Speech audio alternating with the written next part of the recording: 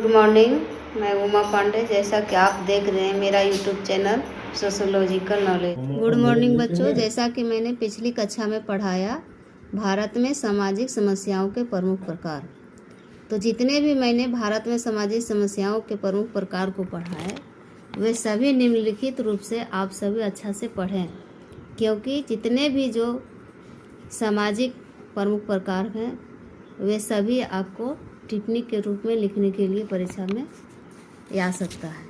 तो आज हम पढ़ेंगे सामाजिक समस्याओं के अध्ययन के उपागम या दृष्टिकोण, approach to the study of social problems.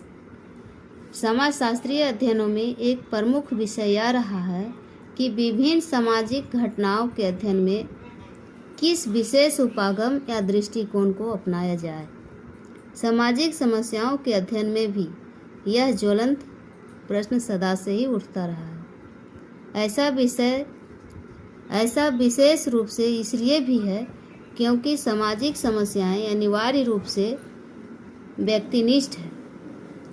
यद्यपि हम यह जानते हैं कि व्यक्तिनिष्ठ घटनाओं का भी समाजशास्त्र में वैज्ञानिक अध्ययन संभव है।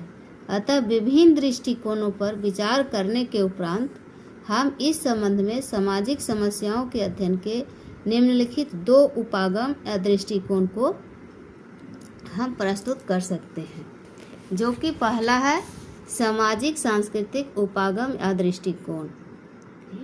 सामाजिक समस्याओं के अध्ययन का प्रथम उपागम या दृष्टिकोण सामाजिक सांस्कृतिक है। मोटे तौर पर सामाजिक सांस्कृतिक दृष्टिकोण से हम लोगों के मूल्य निर्णय के आधार पर ही सामाजिक समस्याओं का अध्ययन करते हैं।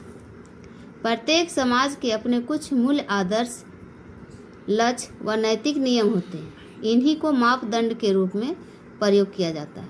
जैसे उदाहरण के लिए बच्चों के व्यवहार प्रतिमान का अपना एक आदर्श रूप है। जब समाज के बहुत से बच्चे उस आदर्श व्यवहार प्रतिमान के विपरीत व्यवहार करने लगते हैं तो उसे बुरा माना जाता है और ऐसे बच्चों को बाल अपराधी कहा जाता है।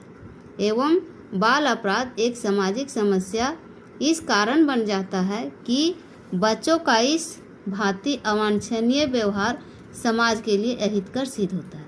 इसी प्रकार हम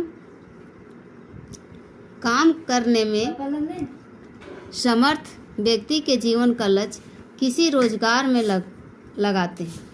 जब वह अपने इस लक्ष्य को प्राप्ति नहीं कर पाता है तो उस स्थिति को बेरोजगारी कहा जाता है और बेरोजगारी एक सामाजिक समस्या बन जाती है।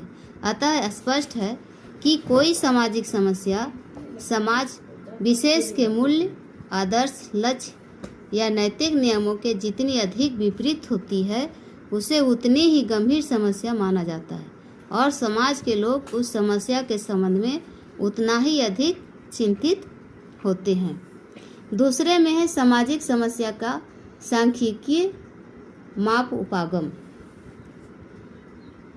तो सामाजिक समस्या का सांख्यिकीय माप उपागम, सामाजिक समस्या का सांख्यिकीय माप भी संभव है। आधुनिक समय में सरकारी और गैर सरकारी संस्थानों द्वारा विभिन्न सामाजिक समस्याओं के संबंध में आंकड़े एकत्रित किए जाते हैं।